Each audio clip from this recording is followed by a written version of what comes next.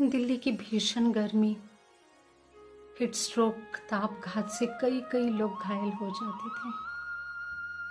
शिला प्रभुपाद वृंदावन से सुबह सुबह निकलते थे दिल्ली के लिए और दिन भर शहर में पैदल घूम घूम कर बैक टू गॉडेड की भगवत दर्शन की पत्रिकाओं का वितरण करते थे। यहाँ तक कि वे चाय की दुकान पर भी जाते थे।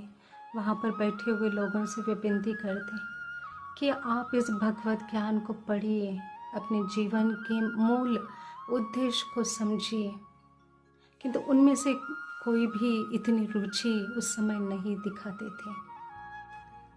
और इतने भीषण गर्मी में एक दिन श्रील प्रभुपाद जी को भी लू लग गई और उस हीट स्ट्रोक के कारण वह उस सड़क पर गिर पड़े और तब तक पड़े रहे कि जब तक उनके एक मित्र वहाँ पर आकर उन्हें कार में बिठाकर डॉक्टर के पास नहीं ले गए।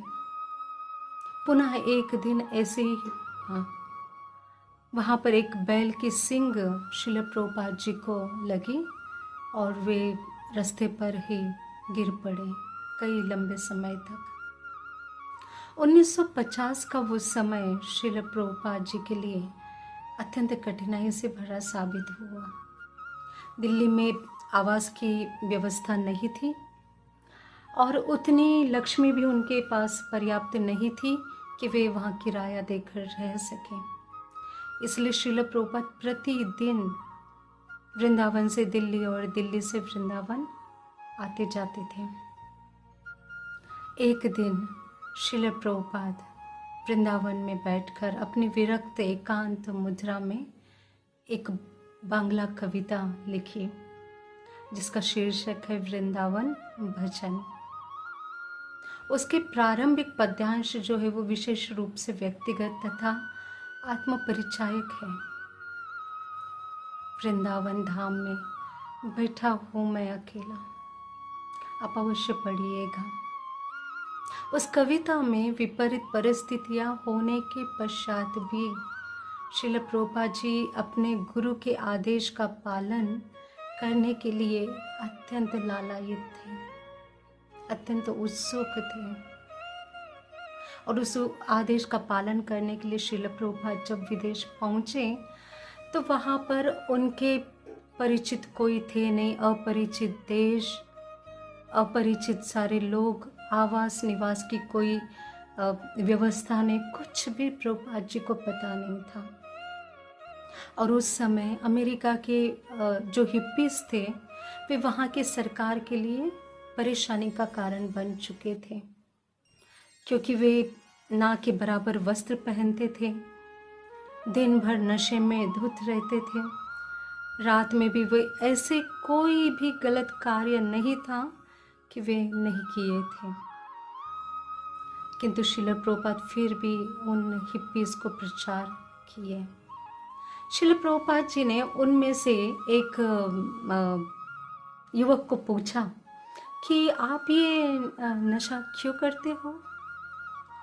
तो उस युवक ने कहा कि इससे मुझे खुशी प्राप्त होती है और मैं हवा में रहता हूँ।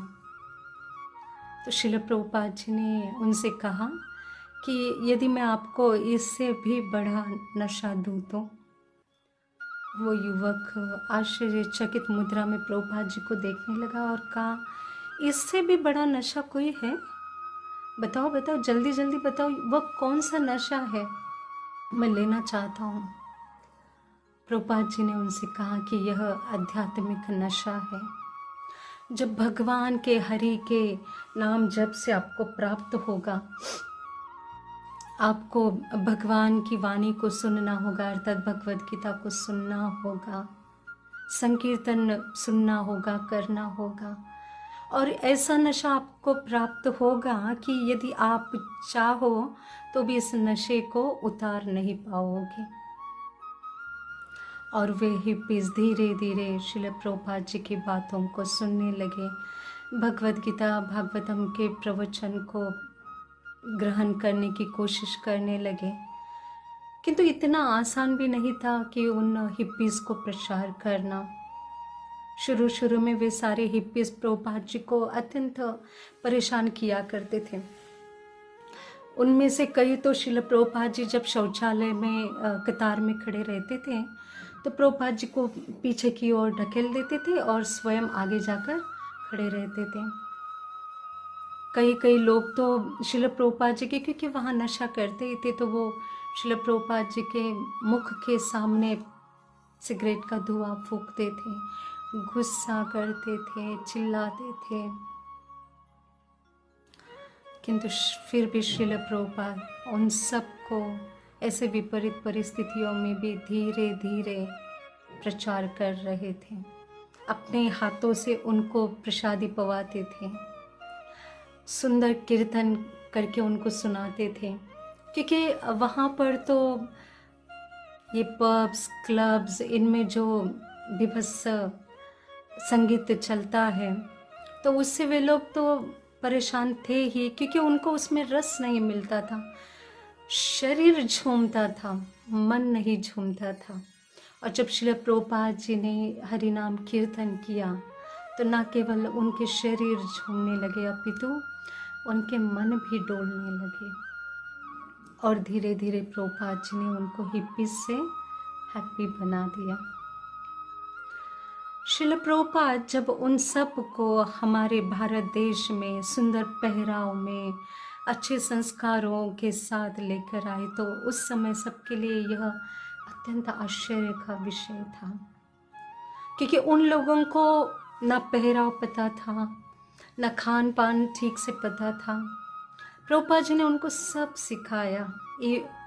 इसके साथ उन्होंने उनको वैदिक धर्म, वैदिक सभ्यता का पालन आचरण करना भी सिखाया, विवाह पद्धति सिखाई, अर्चा विग्रह की सेवा सिखाई, श्लोकों का उच्चारण सिखाया। और धीरे धीरे फिर यह सनातन धर्म वे सब अंगीकार करने लगे। और यह सब हम सोचते हैं, हमारे मन में कई बार प्रश्न आता है कि वास्तव में जो हिज होलीनेस जयपताका स्वामी महाराज जी कहे कि यदि प्रभुपाद नहीं होते तो क्या होता, यदि प्रभुपाद न होते तबे की होते। श्रील प्रभुपाद जी ने हमें गुरु शिष्य प्रणाली दी, सनातन संस्कृति दी, वैष्णवों का संग दिया, धाम वास दिया। हम सब दीक्षा प्राप्त करने लगे, शास्त्रों का अध्ययन करने लगे। नहीं तो हम तो न जाने कितने जन्म जन्म से कितने अपराध किए हैं, पाप किए हैं, कर भी रहे हैं। हमें कोई ऐसा गुण भी नहीं कि जिससे हमें यह दीक्षा प्रणाली प्राप्त हो। इतने ऊंचे स्तर के शास्त्रों के अध्ययन को हम पढ़ सके, ऐसा कोई गुण भी हमें नहीं है। किंतु प्रभुपाद आपकी कृपा, आपकी करुणा से यह सब प्राप्त हो रहा है। हमने अपने गुरुदेव जी के मुखारविंद से सुना है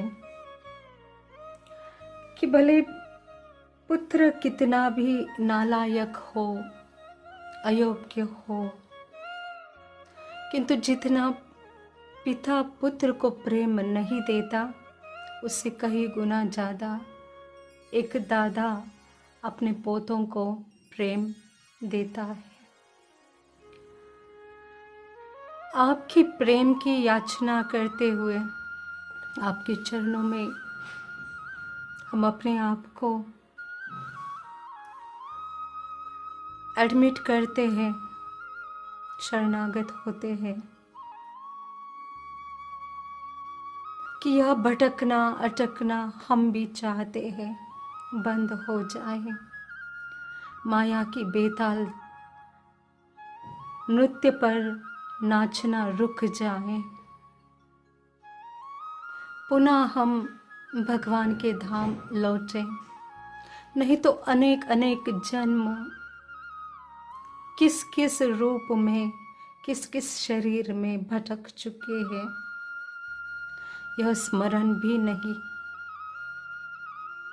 कितनी बार विष्ठा के कीड़े बन चुके। एक बार अर्जुन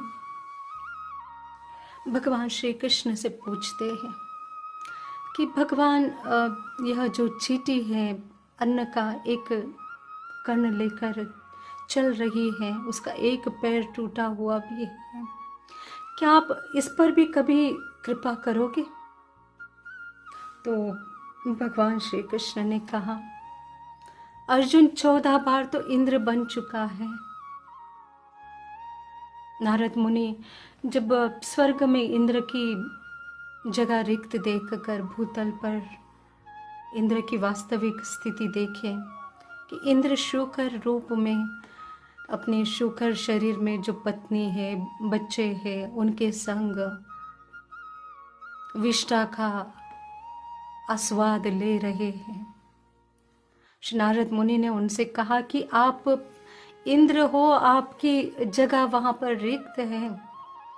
इंद्र ने कहा कि कौन इंद्र?